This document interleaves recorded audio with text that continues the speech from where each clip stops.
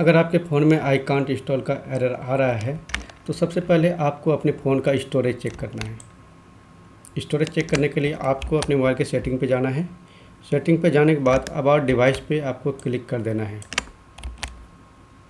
Click करने के बाद आप अपने फ़ोन का स्टोरेज यहाँ से चेक कर सकते हैं। अगर आपके फ़ोन में स्टोरेज अवेलेबल नहीं है, उसके बाद भी आप एप्लीकेशन इंस्टॉल करेंगे तो भी आपके फ़ोन में आई कांट इंस्टॉल का एरर आएगा।